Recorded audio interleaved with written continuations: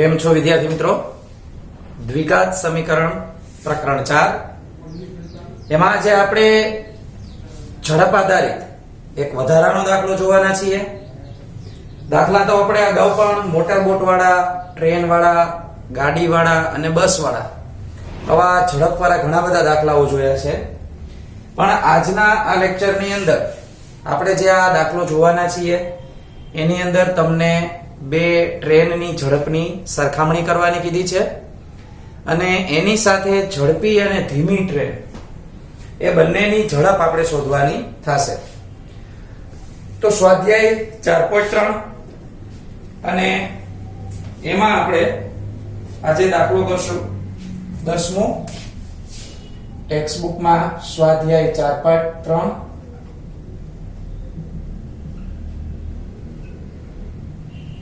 અને દાખલા નંબર છે 10. 10મો દાખલો જે છે એ આપણને આપેલો છે પેજ નંબર 74 પર. સૌથી પહેલા તો આપણે એનો ક્વેશ્ચન વાંચીએ અને સમજીએ કે પ્રશ્નમાં આપણને શું પૂછવામાં આવ્યું છે. એક ઝડપી ટ્રેન મૈસૂર અને બેંગ્લોર વચ્ચેનું 132 કિલોમીટર અંતર કાપવા ધીમી ટ્રેન કરતા 1 કલાક ઓછો સમય લે છે. ઝડપી ટ્રેન છે એ સ્વાભાવિક છે, વધારે ઝડપથી જતી હોય એટલે કોઈ પણ અંતર કાપવા માટે તે ઓછો સમય લેશે. કારણ કે આમાં એવું થશે, ઝડપ અને એના સમય આ બંને વચ્ચે આપણે વ્યસ્ત સંબંધ જોવા મળશે. આ વ્યસ્ત સંબંધ એટલે શું? તો કે જેમ જેમ ઝડપ વધતી જશે એમ એમ સમય ઘટતો જશે અને જો ઝડપ ઘટતી જશે તો સામે સમય વધતો જશે. તો આ જે વિરોધાભાસ હોય એને વ્યસ્ત સંબંધ કહેવાય.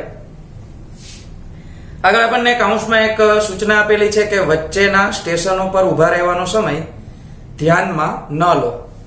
કારણ કે આપણે તો બધા હોશિયાર, ખૂબ તર્ક શક્તિ વાળા, એટલે તરત જ આપણે એમ કે ભાઈ એમ કઈ ઝડપી ને ધીમી ટ્રેનમાં કેમ આપણે માની લેવું?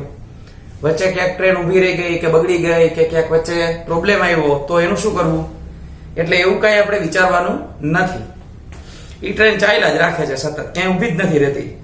મૈસૂરથી જે બેઠો હોય એને સીધું બેંગ્લોર જ ઉતરવાનું.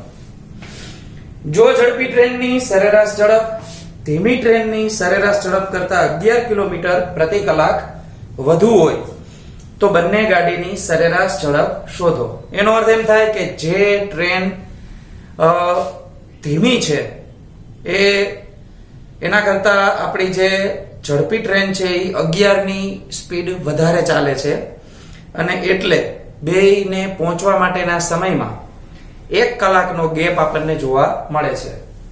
તો આની ધારણા સૌથી પહેલા આપણે શરૂ કરીએ તો ધીમી ટ્રેન જે છે એનું આપણે પહેલા ધારણાનું કામ કરાય. તો લખીએ, ધારો કે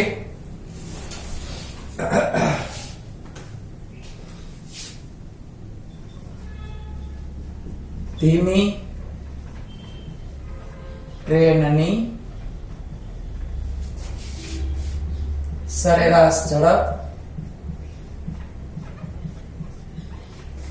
આ આપણે રાખશું x કિમી પ્રતિ કલાક. બીજું આપણને રકમમાં જ વિગત આપેલી છે કે જે વધુ ઝડપી ટ્રેન છે એની સરેરાશ ઝડપ છે એ 11 કિલોમીટર પ્રતિ કલાક વધારે છે. તો આપણે એની ડિટેલ પણ લખી નાખીએ. તથા વધુ ઝડપી ટ્રેનની સરેરાશ ઝડપ એ આપણને મળશે x + 11 કિલોમીટર પ્રતિ કલાક. બંને અંતર કેટલું કાપવાનું છે એ આપણે જોઈ લઈએ. કારણ કે આપણું અગાઉના દાખલામાં પણ આપણે સૂત્ર લીધેલું છે, સમય બરાબર અંતરના છેદમાં ઝડપ. તો સૌથી પહેલા આપણે જોઈએ ધીમી ટ્રેનને કેટલું અંતર કાપવાનું છે. તો કે બે ટ્રેન જે છે એ મૈસૂર થી બેંગ્લોર 132 કિલોમીટર અંતર કાપે છે. તો અંતર તો આપણે બંને વખતે સેમ જ રાખવાનું છે. તો સૌથી પહેલા આપણે 132 કિલોમીટર ધીમી ટ્રેન x ની સ્પીડે ચાલશે તો કેટલો સમય લેશે એ જોઈએ. તો એનું લખાણ આ રીતે થશે, કિલોમીટર છે આપણે 132, તો 132 કિલોમીટર અંતર કાપતા, આપણે ધીમી ટ્રેન એવો શબ્દ પેલા વચ્ચે લખી નાખીએ.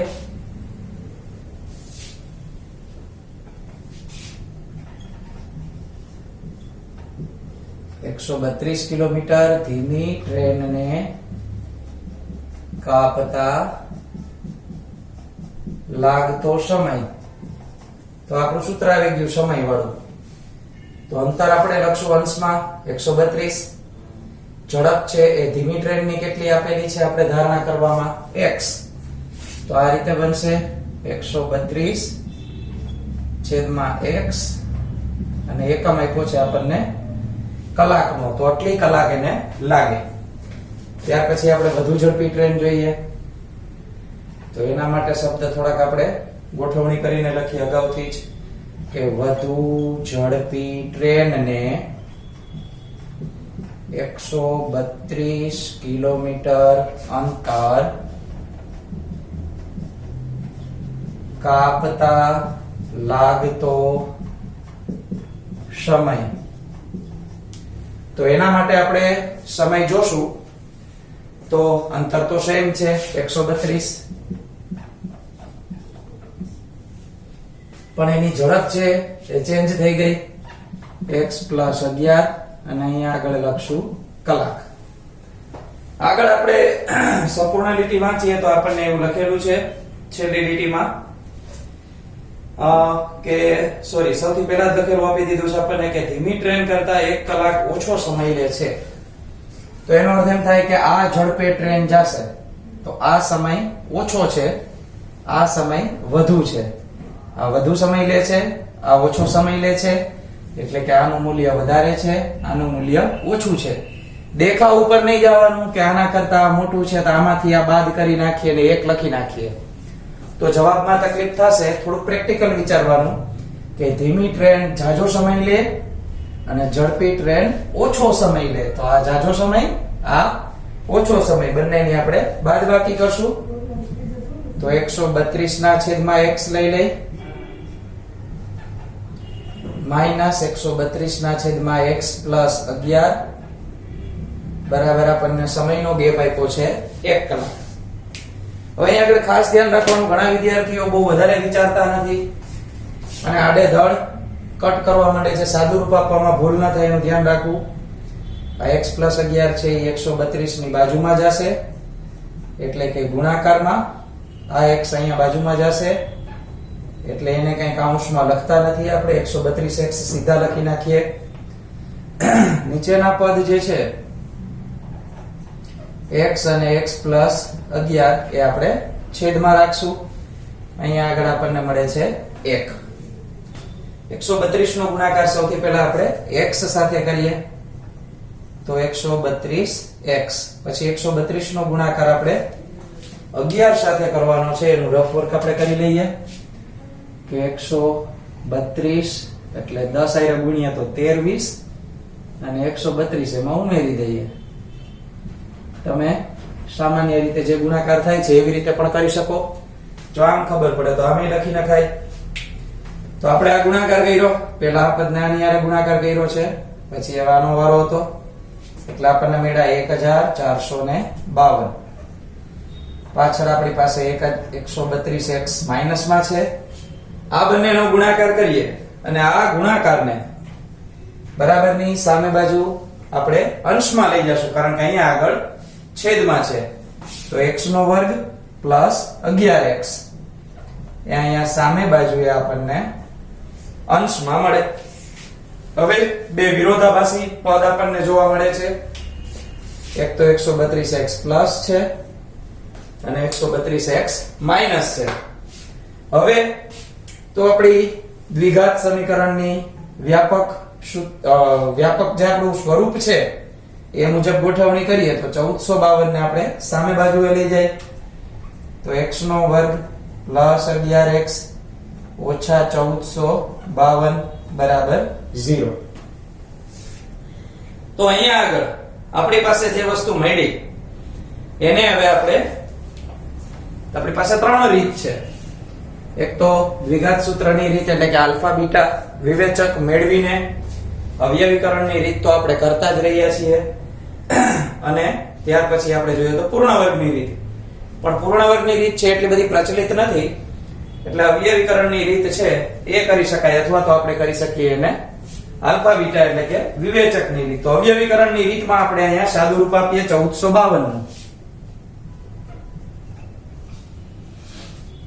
આ રીતે વ્યવહારિક પ્રશ્ન હોય ત્યારે એમાં રીતની અંદર તમે કોઈ પણ રીત સિલેક્ટ કરી શકો, એમાં કઈ બહુ ઇશ્યુ નહીં આવે.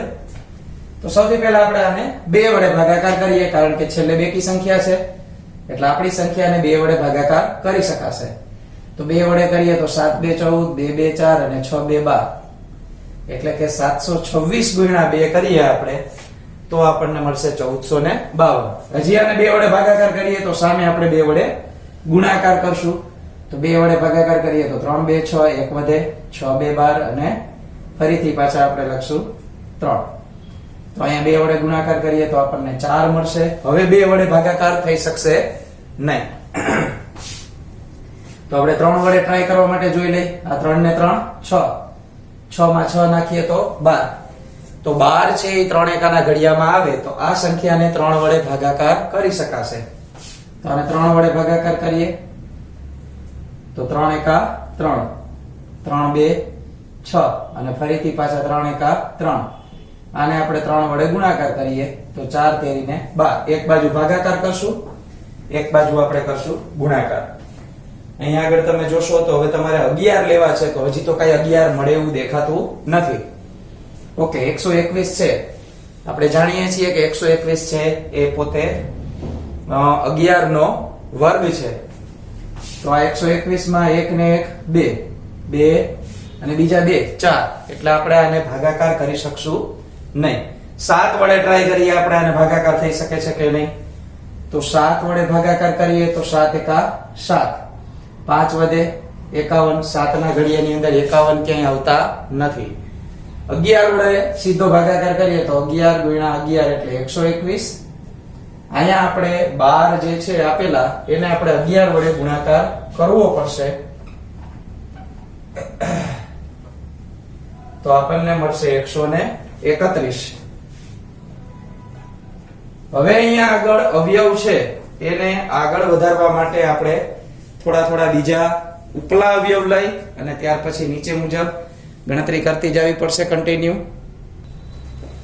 પછીનો અવયવ આપણે જોઈએ તો આની અંદર તો અહીંયા આગળ 121 આપણે કર્યા. 121 એટલે 11 નો વર્ગ કર્યો. 12 ગુણ્યા 11 આપણે 2 એકા 2, 1 એકા 1, 2 એકા 2 અને 1 એકા 1. તો અહીંયા આગળ એક આપણે ભૂલ છે 132, 131 નહીં, કારણ કે આ થોડીક ઝડપી ગણતરી આપણે કરી એમાં થોડીક ભૂલ થઈ. હવે સામે બાજુએ બેકી સંખ્યા પાછી મળી ગઈ. તો બેકી સંખ્યા મળી ગઈ છે તો એને 2 વડે ભાગાકાર કરી શકશો.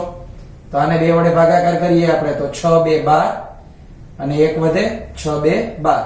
તો અહીંયા 11 ને પણ 2 વડે ગુણાકાર કરીએ. હવે મેં સામે બાજુ એ ગુણાકારને બદલે ભાગાકાર ચાલુ કર્યો છે, આ સાઈડ ગુણાકાર શરૂ કર્યો છે. આને 2 વડે ભાગાકાર હજી થઈ શકે તો 33 2 66 અને આને 2 વડે ગુણાકાર કરીએ તો 22 2 44. તો 44 અને 33 જોઈએ તો 4 માંથી 3 જાય તો 1 અને 4 માંથી 3 જશે તો 1.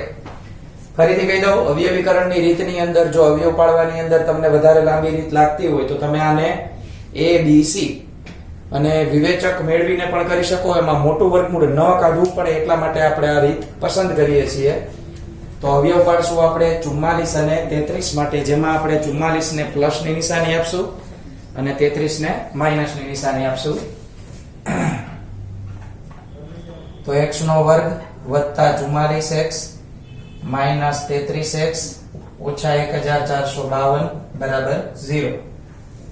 બેની જોડી પાડશું અને સામાન્ય કાઢશું પદ આપણે. તો x કોમન નીકળી જાય તો અહીંયા વધશે x પ્લસ 44. અહીંયા આગળથી માઈનસ 33 કોમન નીકળે તો x પ્લસ 44 જ વધશે, કારણ કે બંને કાઉન્સ આવશે સરખા. બંને કાઉન્સને આપણે ઇન્ડિવિડ્યુઅલ 0 આપી દેશું.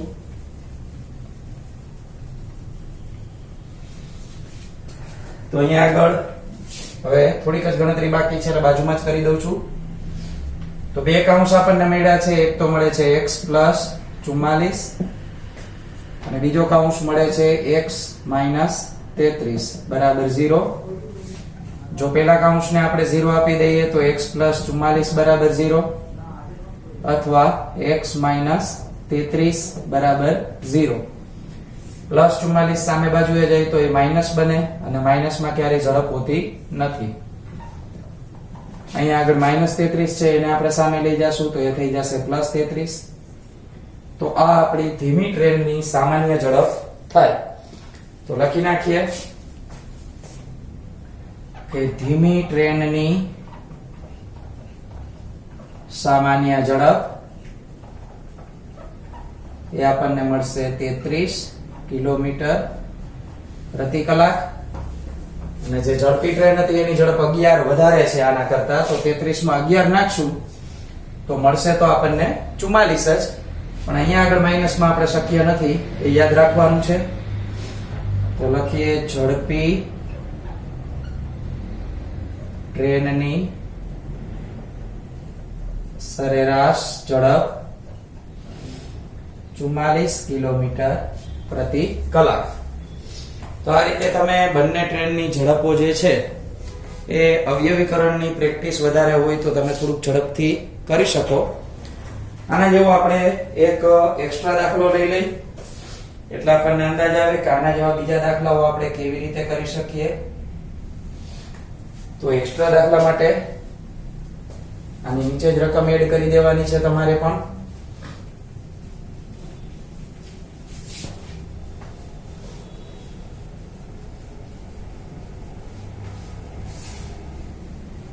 બોર્ડની અંદર સૌથી વધારે દાખલા જો પૂછાતા હોય તો ઉંમરને લગતા અને ઝડપ આધારિત દાખલા આ સૌથી વધારે પૂછાય છે, કારણ કે એની અંદર થોડીક તર્ક શક્તિનો ઉપયોગ વધારે કરવાનો હોય છે અને 3 માર્કની અંદર આવા દાખલા આપણને પૂછી શકે. તો એની પ્રેક્ટિસ થોડીક વધારવી જેથી કરી આના માર્ક ન કપાય. તો એક્સ્ટ્રામાં દાખલાની રકમ લખીએ આપણે.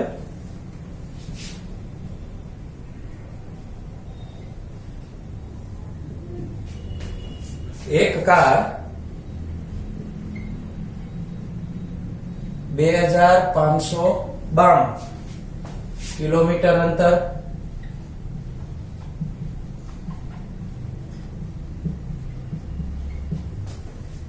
સરેરાશ એકધારી ઝડપે કાપે છે.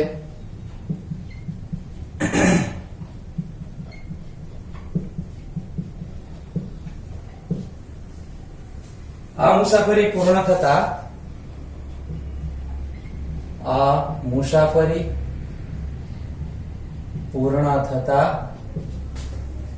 લાગતા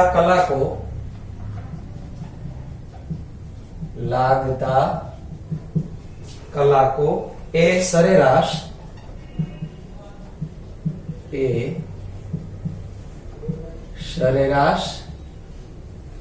એકધારી ઝડપ કરતા અડધા છે.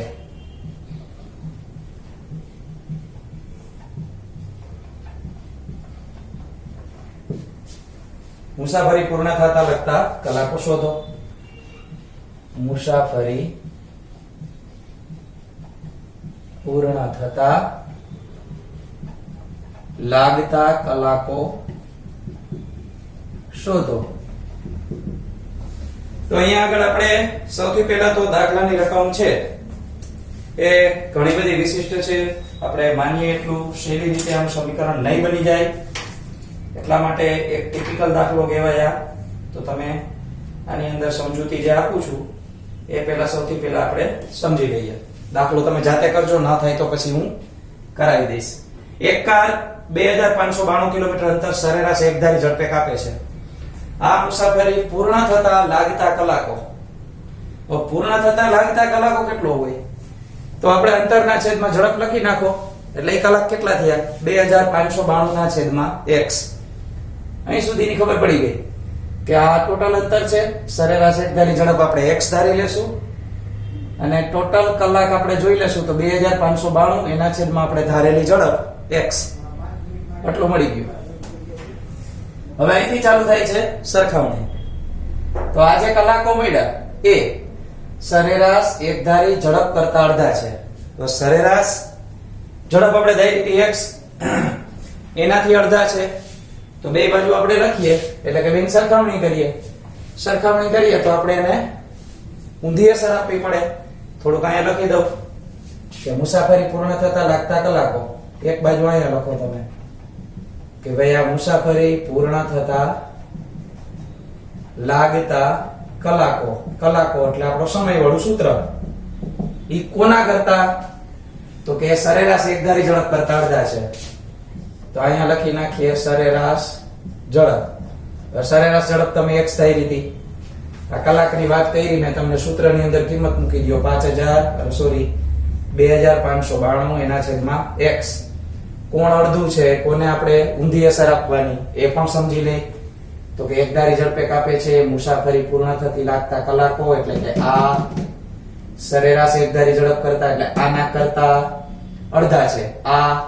આના કરતા અડધા છે તો આને અડધા કરાય એટલે આના છેદમાં 2 લખી અને તમારે આખા સમીકરણને 2592 ના છેદમાં x અને x ના છેદમાં 2 અહીંયા નજીક નજીક લખી દીધું છે. સાદું રૂપ આપવાનું છે અને અહીંયા લઈ જાઓ અને અહીંયા લઈ જાઓ. માત્ર 2 જ પદ મળશે કારણ કે અહીંયા જશે તો x વર્ગ થઈ જશે. આની યાર ગુણાકાર થશે તો અચળ પદ મળશે. x વાળું પદ આમાં છે નહીં. હવે x વાળું પદ ન હોય તો તમે 2 પદ વાળા દાખલાથી પણ દાખલો તો ગણી જ શકો કારણ કે આપણે એવું સૂત્ર શીખી ગયા છીએ કે x નો વર્ગ ને y નો વર્ગ હોય તો એકવાર ઓછા લખાય ને એકવાર વત્તા લખાય. તો આ વસ્તુને ધ્યાનમાં લઈ અને થોડીક તમારી રીતે ટ્રાય કરજો. દાખલો થઈ જાય એવો છે, સહેલો જ છે અને હું નવું જ આવવાનું છે. બેઠે બેઠું કઈ વસ્તુ પૂછાશે એવી આપણે બહુ આશા રાખશું નહીં. વધારાના દાખલા આપણે આગળના લેક્ચરમાં જોઈએ.